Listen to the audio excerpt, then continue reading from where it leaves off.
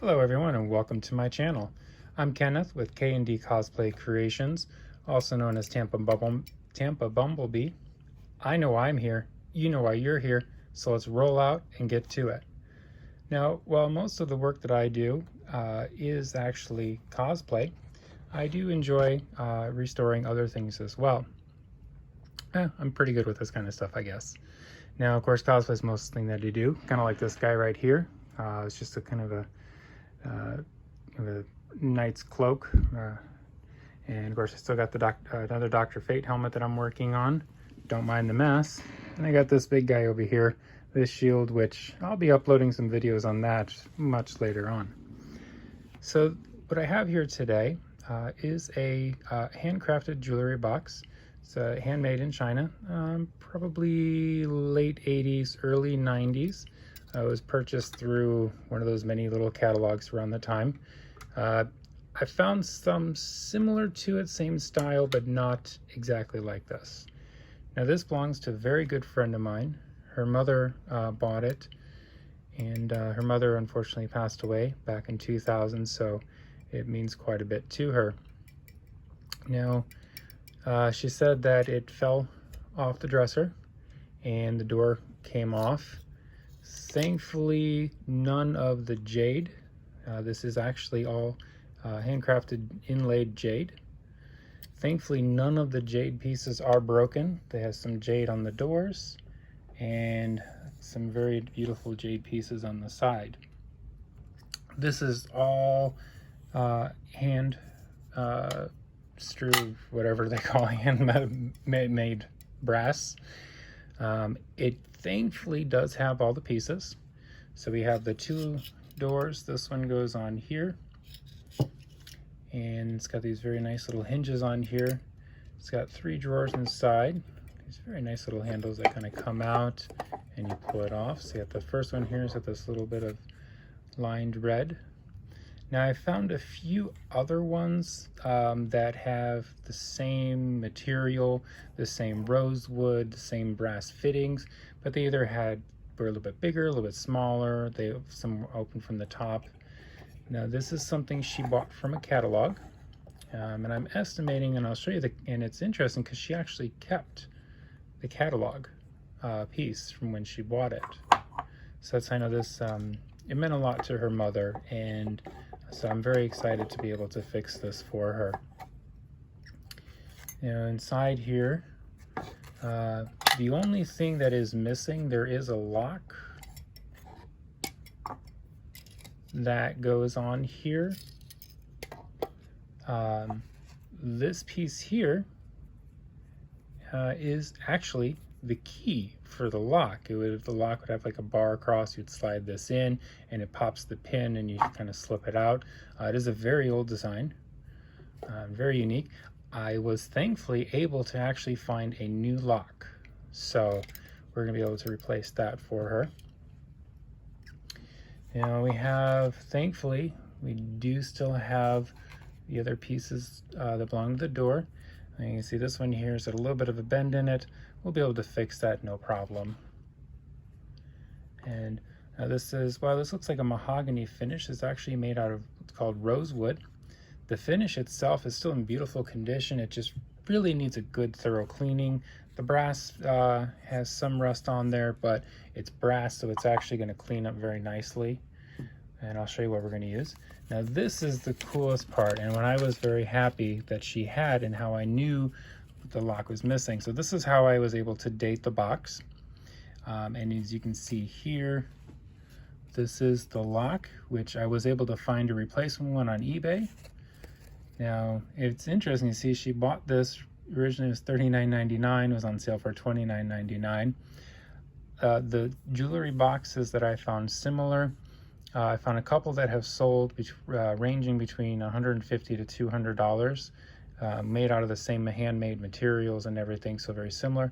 So I priced this one with probably between $100 to $150, maybe $200 depending on how well it turns out when we're done. The other reason I say this has got to be the late 80s, early 90s is actually look on the other side. And we see this beautiful, our luxurious clutch keeps up with the time. Removable LCD watch is part of the design. Soft and supple, rich look of leather outside, inside. 2 roomy compartments have zip top closures, one with a handy wrist strap. Water thin watch shows hours and minutes, month and date with dependable quartz accuracy. So they're saying this is an LCD watch. Now we know of like LCD monitors and LCD TVs and everything which came around in the early 2000s, but LCDs were actually used, my understanding is actually way back into the 1980s, but very, very small like this. So that's why I date this has got to be somewhere late 80s, possibly early 90s. For some reason I thought of Kelly Bundy from Married with Children. Could just be that my friend reminds me. It kind of looks like Christina Applegate. But anyway, but we're also going to keep this though. She wants to. So I have an idea of what we're going to do with this piece to kind of preserve it, because it is just paper, and it's a very standard glossy paper, which is also very acidic. But I got some ideas of what we're going to do to kind of preserve that for her. So what we're going to do, the plan. The first thing I'm going to do, there should be 3 nails that go here, here, and here, and then up here, and here. Unfortunately, the nails are gone. The closest I could find was I found these, and what we're going to do, because these are actually too long, I'm actually going to clip them, and then we're going to grind them down and actually just make them smaller. And when I grind them down, they're going to kind of end up looking more like this. So they're going to hopefully kind of blend in. And once we clean up the brass on here, it'll have a nice shinier finish as well. When it comes to cleaning the brass, we'll talk about that in a second. What I'm going to do is I'm actually going to attempt to remove this door as well. I'm going to see what is actually loose on here. I kind of want to see all this corrosion down here.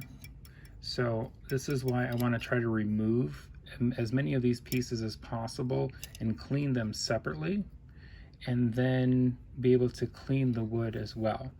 I'm not going to refinish the wood. I want to leave it as is. I just want to clean it and kind of bring it back to life a little bit.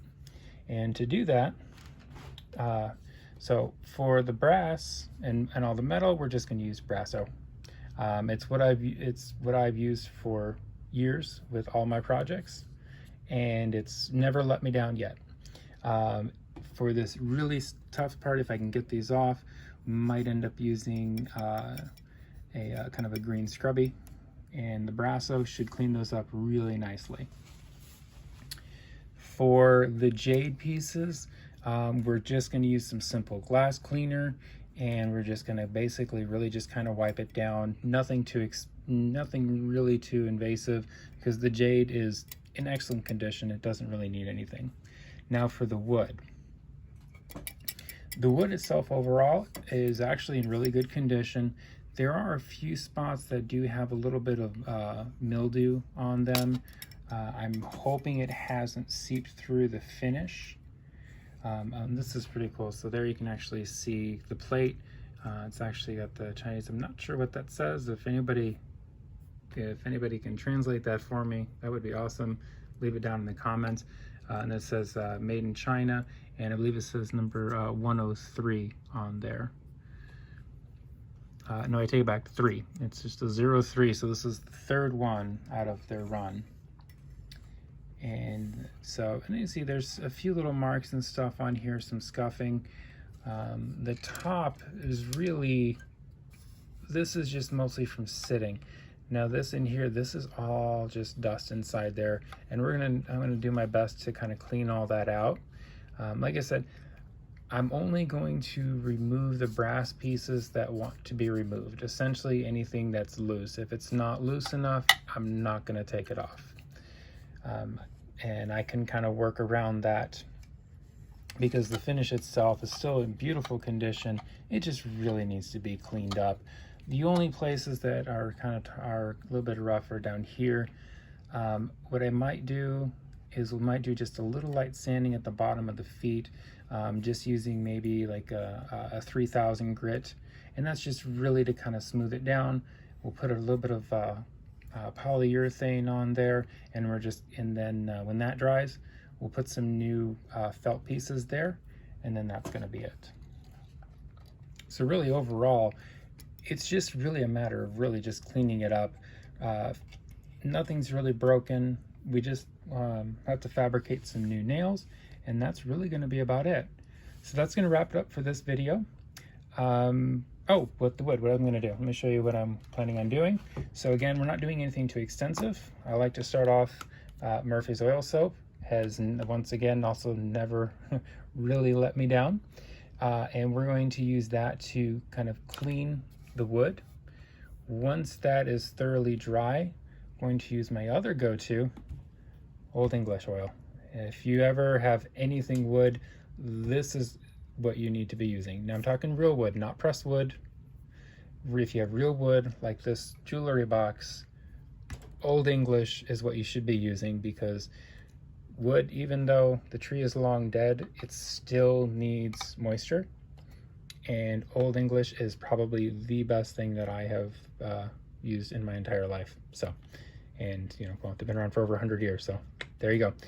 There. And no, they're not sponsoring this video, but if they want to, I would be very appreciative. And as far as inside goes, we're not doing anything with them. There's nothing really you need to do. There's no stains, no rip, no tears. There's no reason whatsoever to mess with it. All we're going to do is clean up around the edges, and that's it. Well, that's going to be it for this video. Like and subscribe if you haven't already, and I will see you on the next one.